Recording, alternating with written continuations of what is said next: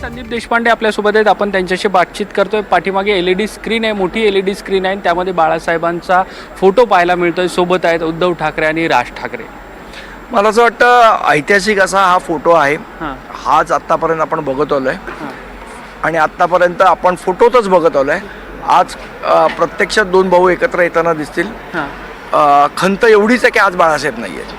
खरं आहे, म्हणजे गेल्या अनेक वर्षापासून या दोन्ही ठाकरे बंधूंनी एकत्र यावं अशा पद्धतीची महाराष्ट्रातील अनेक मराठी लोकांची इच्छा होती. दोन्ही पक्षातल्या कार्यकर्त्यांची, नेत्यांची देखील इच्छा होती.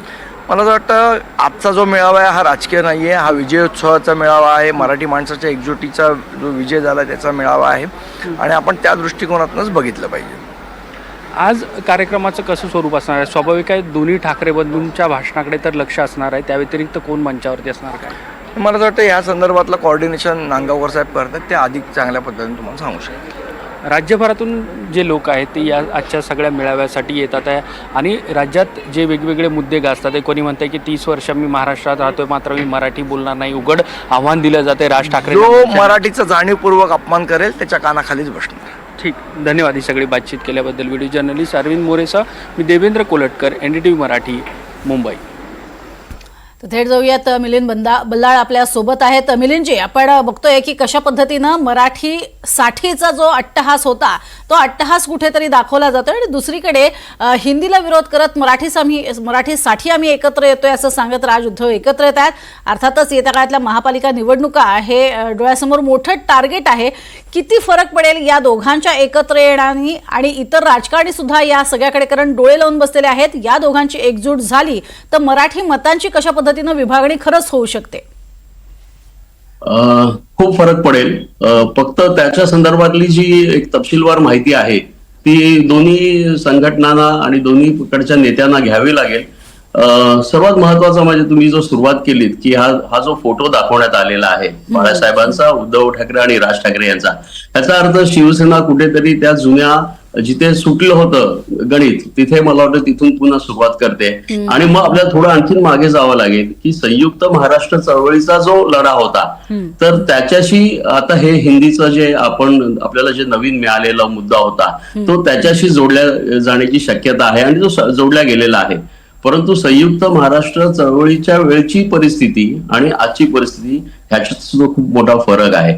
आणि तो जर आपल्याला आणायचा असेल किंवा तो त्यावेळेचं वातावरण, त्यावेळेचा जोश जर शिवसेनेला निर्माण करायचा असेल तर डेफिनेटली त्यांना अनेक गोष्टींचा विचार करावा लागेल. सर्वात महत्वाचं म्हणजे जिथे एक 15-16 वर्षात मराठी माणसाची पिछाड झाली किंवा आपण एक 2 दशकांचा विचार करूया तर तिथे कुठेतरी तो अनुशेष भरून काढण्यासाठी काही ठोस कार्यक्रम शिवसेनेकडे आहे का?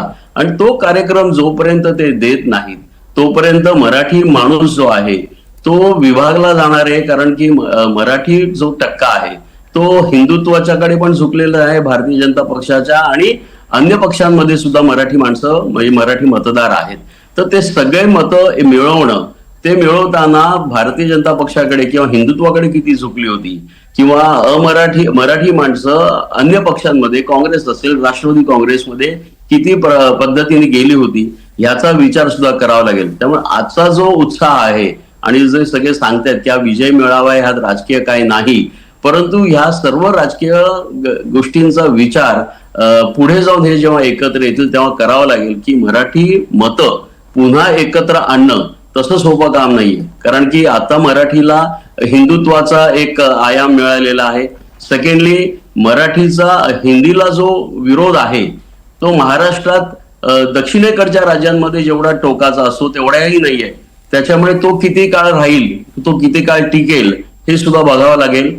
तिसरी गोष्ट म्हणजे मराठी माणसाचा सहिष्णू स्वभाव, त्याच्यामुळे तो सहिष्णुता ज्याचा खूप गैरफायदा सर्वांनीच घेतला तर ती कुठेतरी आता संदीप देशपांडेंच्या विधानातनं हा नवीन शिवसैनिक बोलतो आहे. आपल्याला दिसतंय की ती जी भावना आहे, तो जो एक कडवटपणा आहे तो पुन्हा निर्माण करणं, तो टिकवणं आणि त्याचा इलेक्शन मध्ये कसा वापर करायचा. आज आपण बघतोय की काँग्रेस सहभागी नाहीये या विजय मेळाव्यात. त्याच्यामुळे काँग्रेसने स्वतःला अलिप्त करून घेतलेला आहे. त्यातल्या त्यात राष्ट्रवादी काँग्रेस आहे कारण की राष्ट्रवादी काँग्रेसकडे बरीचशी स्थानिक प्रादेशिक अस्मिता आहे, त्यांच्यात त्या छटा आहेत. त्यामुळे त्यांचं शिवसेना ह्या दोन शिवसेना बंधूंशी, ठाकरे बंधूंशी जमणं हे जास्ती स्वाभाविक आहे. त्याच्यामुळे ह्या सगळ्या गोष्टींचा विचार केला तर ह्याचं म्हणजे बेरजेचं राजकारण आपण म्हणतो की ते कसं पुढे जाऊन तयार होतं ते फार महत्वाचं आहे. यात एक आणखी मला महत्वाचं असं वाटतं की पुरोगामी महाराष्ट्र म्हणताना आपल्याला प्रतिगामीच्या पिंजऱ्यात कधी बसवलं अन्य पक्षांनी ते आपल्याला कळलं नाही आणि मराठी अस्मिता हा संकुचितपणाचा दृष्टिकोन झाला आणि त्यात आपण पण वाहत गेलो असं आपल्याला एकंदर दिसतं. अगदी. आणि प्रादेशिक पक्षांची जी ताकद आहे ती कमी करण्याचा प्रयत्न वारंवार केला गेला असा सुद्धा एक मुद्दा उपस्थित होतो. याबद्दलही तुमच्याशी बोलणार आहोत. आता आपण सागर कुलकर्णी आमचे प्रतिनिधी आहेत त्यांच्याकडेही जाणार आहोत, कारण सागरकडे सुद्धा अनेक महत्त्वाचे एलिमेंट आहेत, त्याच्याकडनं सुद्धा अधिक माहिती घ्यायची आहे. तुम्ही दोघंही आमच्यासोबत असेच राहा. तुर्तास इथे घेतो एक छोटासा ब्रेक. कुठेही जाऊ नका, पाहत राहा NDTV मराठी.